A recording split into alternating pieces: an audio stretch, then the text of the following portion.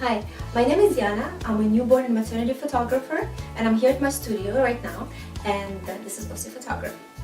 Today I will be talking about a wrapping technique for newborns that I'm very fond of. I call this one crisscross. I thought this one would be great to share because it's simple to accomplish, yet it looks beautiful in a photo, and that's what we want. It's also very easy to remove without disturbing the baby, so you can continue workflow seamlessly, which is always a bonus. Okay, let's get started. Before I start with the wrapping, I make sure that my setup is ready. And today we'll be posing our baby in this bowl. We have a sweet baby girl today as our model. She's 10 days old.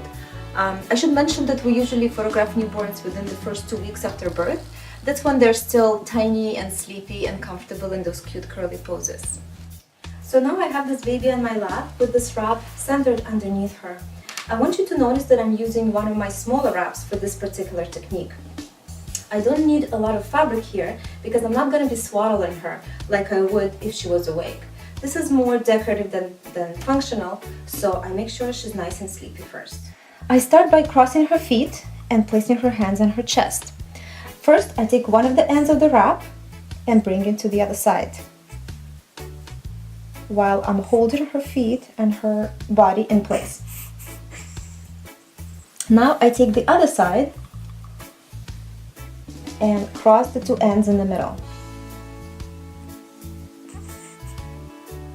I make sure it's tight so the baby's hands and feet stay in place. I don't make a knot here, I just crisscross the two ends and twist them once.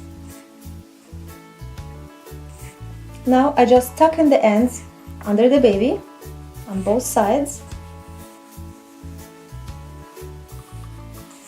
I don't need to secure the ends anywhere. Once I put her down, her own weight will be enough to keep the wrap in place.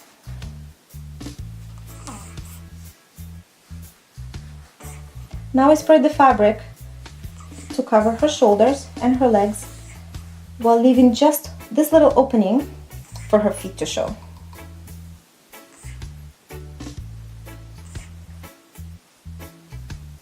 I don't worry about her hands just yet because once I move her, she might make fists and we'll have to start over again. So I just keep them close, but I don't have to worry about the hands completely just yet. And finally, to complete this bundled up look, I'll use this little bonnet.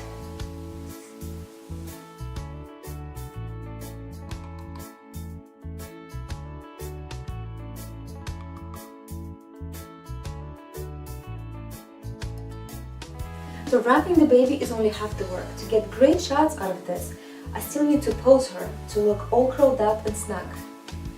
Underneath this layer, I already have some posing beans and rolled up towels to hold her in place and to help with the pose.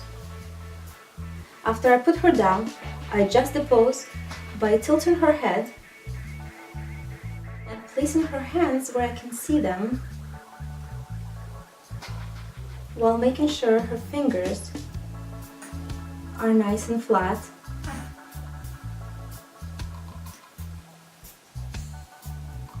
And sometimes we're adjusting the feet as the baby moves.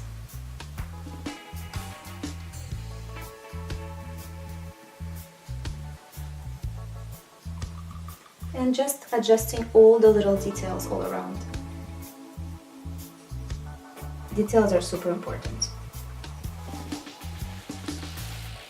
I want to bring your attention to the light here. When we photograph newborns, we always try to direct the light to come down their face and their body. Adding an angle to this light makes it even better.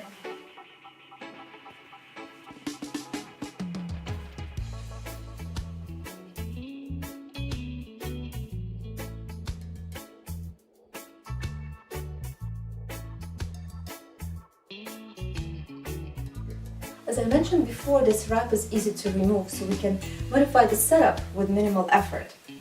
I'm just going to untag the wrap, just untag the ends of the wrap, and take off the headband and maybe position it to the side so I can get a completely different setup. I can also change the hat for a headband and add other details.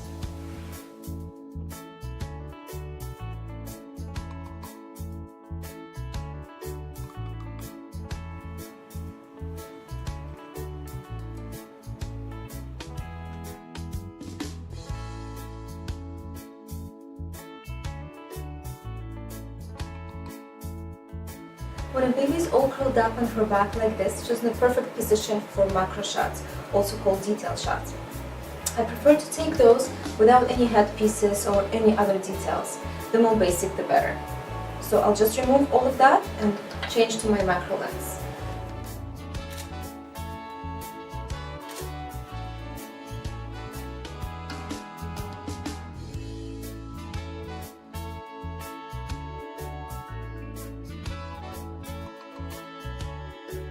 And that's a wrap on the wrapping technique.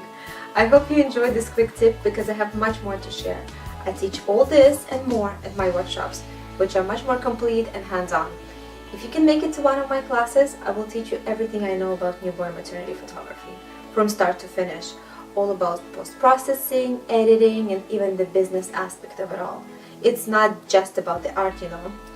For more information about my workshops, please click on the link at the end of this email message, and I hope to see you in one of my classes soon. Thank you so much for listening. Bye for now.